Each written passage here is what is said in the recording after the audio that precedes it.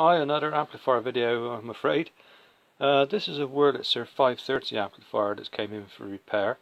I've had it a week or so and had a look at it. What happened, it basically blew up. It stopped working while in use.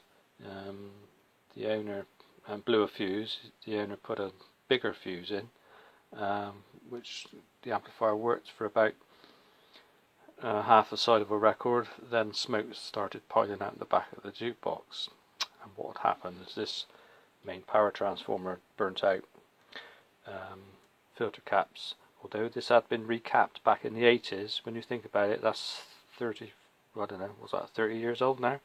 40 years, I don't know. Anyway, a long time, and the caps have obviously, one of them shorted out, so the mains transformer with it. The rectifier tube survived, unbelievably.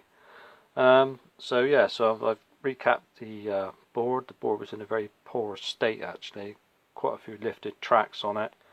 I've managed to salvage it, and I've put a new coating on it to protect it and help seal everything in and stop moisture getting into the board material. It's got a reform a coating on there now. And also in this jukebox, originally this had a standee resistor here, which basically is a resistor bolted to the top of the chassis and sticks upright. They're very prone to get snapped off. They only need a knock and they crack. So in the 532, the amplifier after this, Wurlitzer put another type of resistor, a porcelain one, in under a metal cover, which stopped that happening, which is a lot better really, especially where it is located on this amplifier. It's quite near the front and top. Anyway, what someone had done would put some resistors bolted to this chassis here. They weren't the right value anyway, but anyway, they were bolted to the chassis, and obviously the power resistors, they get extremely hot. I didn't touch it first of all. I repaired the amp, got it all done, and I left it running for like quarter of an hour, something like that. You couldn't even touch this. This was absolutely red hot. All this area of the amplifier, because we've got the output tubes as well, contributing to the heat, but everything was toasted in this area. So I've taken that out up there, and when I turn the amplifier over, you'll see what I've done on the top. Okay, so I'll pause this video and we'll go on the top. Right, we're now on top of the amplifier, as you can see. This was where the original standee mounted.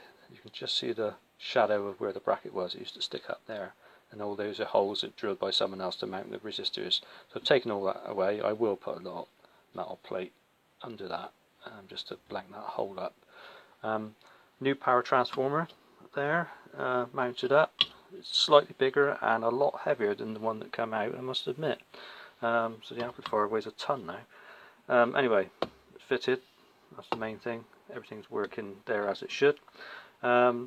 This here is where the rectifier for the mechanism supply normally goes. It was still there, but had the replacement bridge rectifier bolted to it. So I didn't quite know what to do here, so I have altered this bracket, and you can see all the holes in that. And what I've done, I mounted the bridge rectifier under the chassis, because that don't need a heat sink, not a modern rectifier. And here I've put the power resistor, what should be over there. It's a porcelain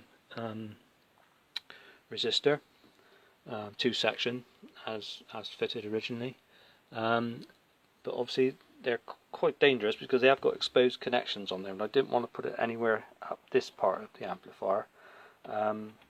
So I put it there, and when the amplifier is in the machine, obviously you're looking at it from this back, you'd have to try really hard to get your hands underneath that shield there while the amplifier is in play position. Obviously when it's on standby there's no voltage there, but when it's actually playing there is, and it's the HT voltage, so it would, you know, give you a really nasty shot. We'd probably kill you.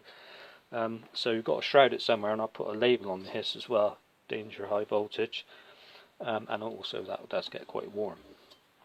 So that was the best option. It's better than putting it under the chassis and actually toasting the chassis and the components therein.